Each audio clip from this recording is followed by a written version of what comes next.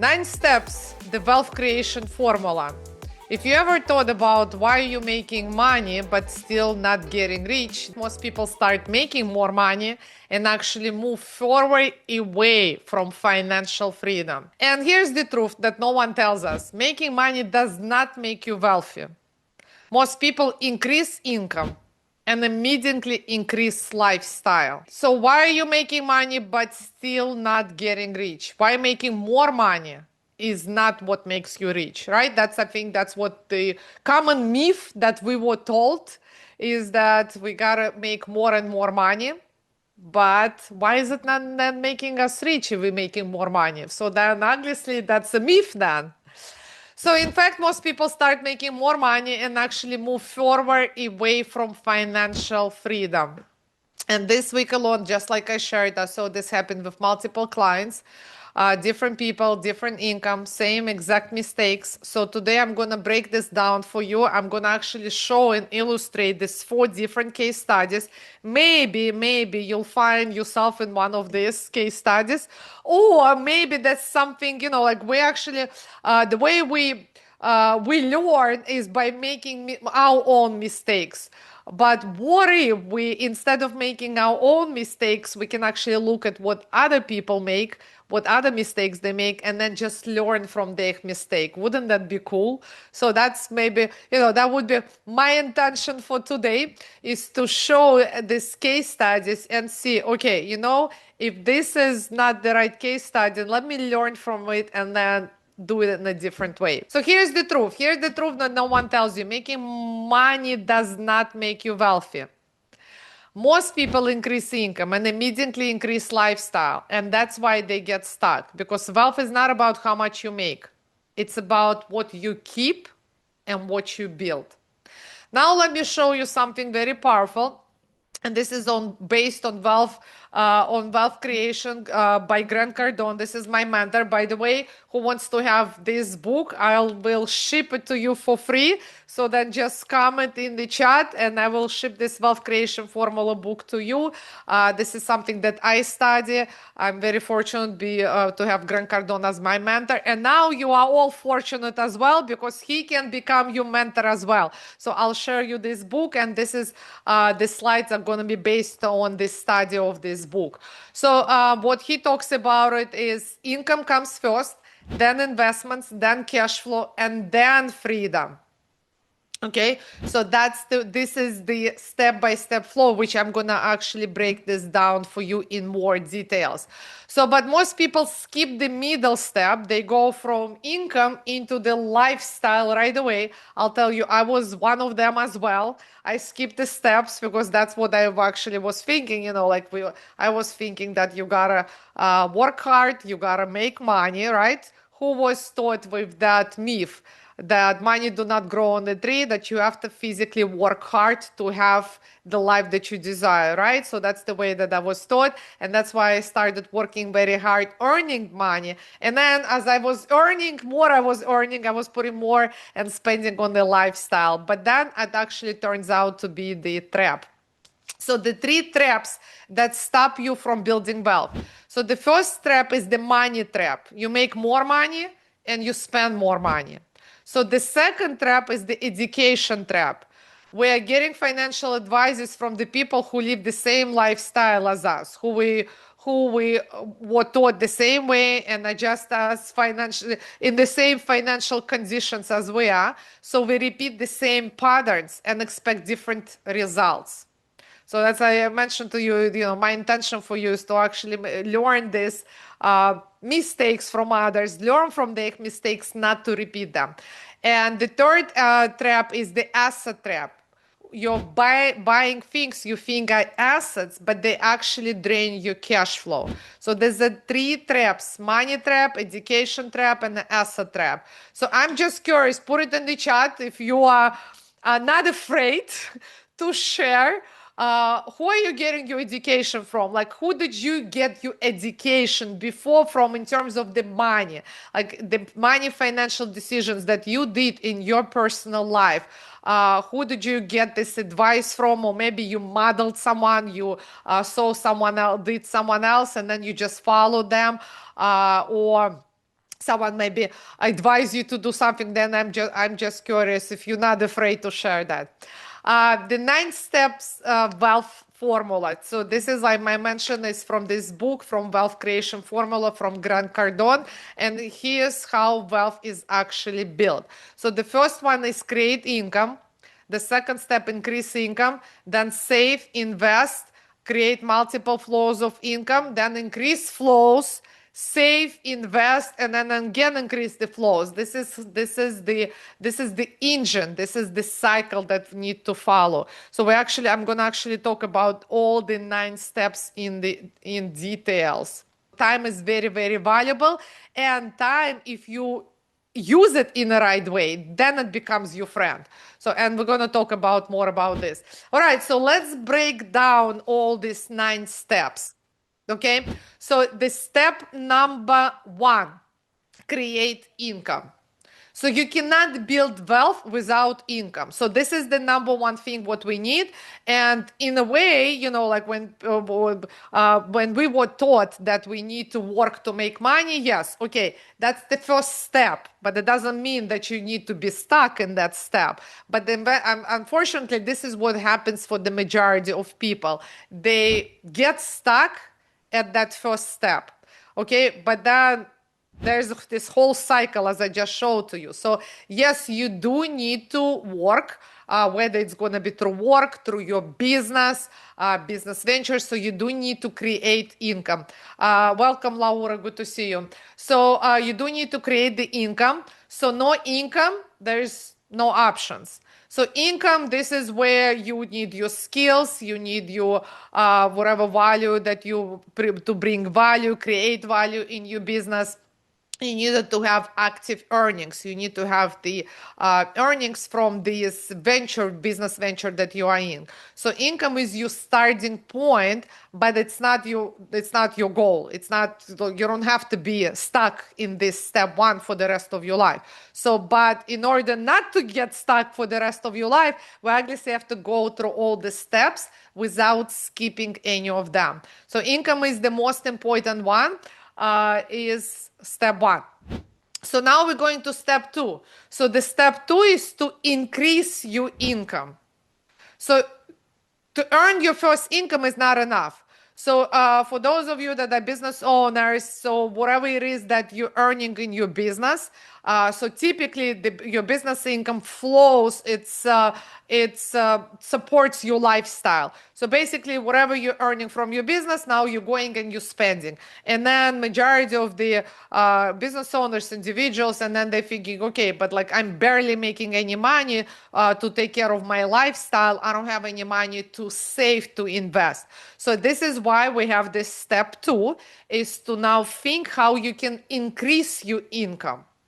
So if you are a business owner, so now, by the way, this would be the great exercise right now. We're going to make it interactive for you to start taking actions on that, is think of it, what can you do to increase your income? How can you grow your business? Maybe increase pricing, maybe expand opportunities, maybe start offering and bringing more services if this is the services that you're providing. If you're selling a product, so maybe adding extra products. So now this is a way you can think of how you can expand and increase your income. So let me just give you an example. And I think like last session, we were talking about like the goals, how important, if you remember, we were talking about setting up these goals, the targets for financial security, financial freedom, independence. So this is where this all comes into the place. So let's say we set up a goal. The goal is to save 100,000 in one single year. Now you reverse engineering. If you remember, we spoke about it last week as well. If you don't remember this, then I would invite you to rewatch this training that we did. And this is where we're talking about that. So then you reverse engineer. Okay, where are you today? So if you are at step 1, the step 1 you remember, was the income, right? And then the income is just barely covers your lifestyle. So now we at step two, where we have to think, okay, so if I spend 100,000, let's say I spend 100,000 on my lifestyle, but now I need to save another 100,000. So then I have to start thinking what other increasing income producing activities I can do that will generate this extra 100,000 for me in single year that I can save. So this is why it's very important. Like this second step is very important. I'll actually even share with you two stories. One of the story, that's exactly how I started my whole career. 27 years ago. It was in February of 1998. Remember this very vividly. My daughter was born in 98, so I was pregnant with my daughter. This is when I started my whole career. So when I started working in this tax accounting office, in the beginning, I started working as an intern, and then they hired me as an employee. So I was about to give birth to my daughter. I didn't make any money. Even when they offered me a job to work, I was getting paid only $6 an hour. And then eventually, when I gave birth, I had out of the $6, I was giving $4 to my babysitter. So living on $2 an hour, I don't think you can. Even 28 years ago, that was not possible. So anyway, that's why I was thinking, okay, like what can I do to increase my income? Because now, I'm about to have my daughter. I needed to buy the stroller, all these toys and all the stuff, the formula, the diapers. I was like, oh my God, like there's no way we can live on this $2 an hour. Yes, my husband was working too, but like that was still not enough. So I was thinking of different ways of how to increase my income.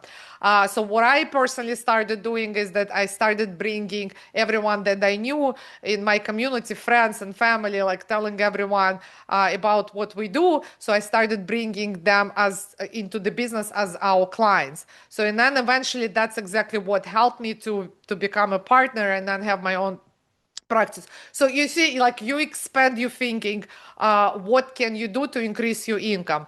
Now I'll tell you another. I'll share two stories. So the second story is that so we actually started implementing this in our company as well. So every Monday we have this build you incentive bonus plan. So you see, it goes together. You don't need to, for those of you, the business owners, you don't need to think about it all by yourself. I used to think about it all by myself, but you can actually bring your team into this as well. You helping them to build their bonus plan, to you helping them to increase their income. And then at the same time, you are increasing the company's income and then your income as well. So that's exactly what we do every Monday at 9:30 in the morning. We have our whole team. Everyone needs to bring an idea how they, in their specific activities, in their specific departments, what can they do to increase their income. And then at the same time, that kind of relates to the company as well. So this is, you see, like I'm talking more and more about this step two, because I think like step two is the most important one, because this is where you can expand with unlimited opportunities. And here's the, I'll tell you, it's always been working with me. That's why like I'm talking more and more about this step two. I guess I'll tell you another third story from my own life too. I typically, that's always how I've been doing, is that, I would like, if I have some kind of opportunity, I would commit to that opportunity, and then I would find the ways to make this happen. And by the way, my mentor, Grant Cardone, he talks about this as well: commit first and then figure out the rest. And that's exactly what I do. So this beginning of this year, I had some investment opportunities that were presented to me, and obviously to take advantage of them, that I needed to have the money. So what I would do, I would just commit. I would say, yes, I am investing. How much do I need? What date? You see, like you're setting up the goal, the intention. It has to be in a SMART format, SMART acronym, which stands specific, measurable, attainable, relevant, and timely matters. So how much do you need by which date? So you put in that form, and then this is where the step 2 comes into the place. Then you start thinking how to increase this income, way to get the money to go into this opportunity.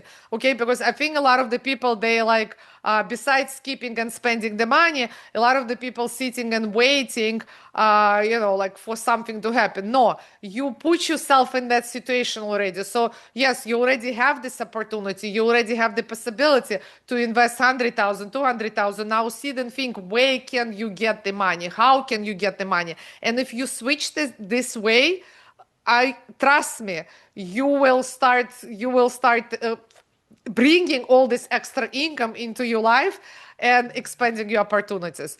Okay, so now, like I said, I wanted to make this interactive, so put it in the chat. At least give me one way of now that you can think of what you can do in your business to increase your income. So put it in the chat. I'm just curious. So we can actually start thinking and putting this into the practice. So the bottom line is that you don't save your way to wealth, you scale your income. So now we're moving to step 3, right? So we created income, we increased the income, started creating extra income, and now step 3 is to save this money, not to spend them. And this is the mistake that everyone is doing. They like skipping the steps. You don't want to skip any steps. So we're not spending them. We're not investing them yet. You're not buying cars. You're not buying houses, apartments, luxury stuff. No, you're saving them. You started accumulating them. You're parking them. Okay, saving is not for safety. It's for the strategy. And I'm not telling you like to save because you're afraid to invest or anything. It's only for the strategy, because you need to accumulate enough cash for you to start investing. So if you don't control money, it controls you. So the 3 most important things in saving is the discipline, cash reserves, and intentional allocation. Okay, and the bottom line is save with the purpose, not with fear. All right, so this would be the third step is to save this money, start accumulating them. And then, you're listening, and that's exactly what happened to her. Again, you remember the money. The money trap number 2 is the education. Who are we listening? Who are we getting our advices from? Okay, and I hear this literally every day. Like, I live in Miami. All these real estate agents, buy this pre-construction apartment, buy this property, that property. It's gonna go up. It's gonna be such a great investment. But first of all, here, that is actually, I'll tell this everyone too, is before you ask advice from someone else, ask them what are they actually doing in their life. That would be great, because if you're taking advice from someone else, you want to make sure that they're already succeeding in that. I have an interesting story. I remember years and years ago, I had some health issues in my stomach, and I remember that I went to the doctor. And here I am, like, sitting, he's gastroenterologist, and I'm telling him about my health issues and everything. And then he's sitting right there, and he's like, no, just no worries. Here's the prescription. He gives me the prescription for the Nexium. And he's like, okay, just take this, takes this every day, eat whatever you want, and you're going to be fine. And I'm taking the prescriptions, and I'm looking at him, and he's very overweight. He's very big. And then here I'm thinking, okay, if I'm going to take his advice for that, all right, I'm going to eat whatever I want to eat. So basically, he tells me to do whatever I want to be doing, but not what is the right thing for me to do. I mean, is it the right thing for me? He tells me, you can eat as many burgers and French fries, anything that you want. Just take the Nexium and you'll be all fine. And I'm thinking, okay, is this what I need? Because if I'm going to keep doing what he is telling me, then I'm just going to look like him. So you see, like, be careful, like, who are we getting advices from? So, and in this particular case, like this real estate agent was saying, oh, like you're gonna buy this property for this 1.25 million. It's gonna go up in value, and it's gonna be such a great project. Okay, yes, it will go up in value. But here's the things that this is where the education comes into the place. That's why I shared with you that you need to educate yourself. To educate yourself, not only knowing about the real estate and buying them, but how it actually works. Educate about yourself about the time value of money, how to underwrite the deals. So in this particular case, so let's say you're buying for 1.25 million plus all the closing costs. So you need to add up to the cost of the purchase. At the same time, if you are paying all this cash, negative right now cash, okay, so let's say if she's paying this 20,000, let's just assume that 20,000 every month, and she's gonna hold down to this apartment for 2 years. So we're talking about what, $480,000 in 2 years. So now let's say she sells this apartment for $1.5 million. And you're probably thinking, oh, wow, that's such a great deal. I bought the apartment at 1.25 million. Now I'm selling 2 years later at 1.5 million. It might seem, right? If I tell you that, it seems like, yeah, you made $250,000 was so easy. But is it actually true? And then whenever you're talking to someone, because I literally like hear this all the time, even with my clients. Okay. So before you listen to someone else when they are telling you this, so then start asking them the questions. Okay. How much money did you put in for these 2 years? Did you rent this property? So in order, like if she is paying 240,000 every year, as cash out for all the maintenance, the mortgage, the interest, the real estate tax, the insurance, all of this. So is she paying all of this, or is she getting rent payments? So let's say, yeah, she's getting rent payments. Okay, she's only getting 10,000, but then she's paying 20,000, then she's minus 10. So that comes out 120,000 a year. So that's 240,000 in 2 years. So even in that case, if you're gonna sell that apartment for 1.5 million in 2 years, you still lost money, because at the sale you need to pay the closing fee, you need to pay your broker. So this is all the things that you need to consider and underwrite and know the numbers before you make all these investments.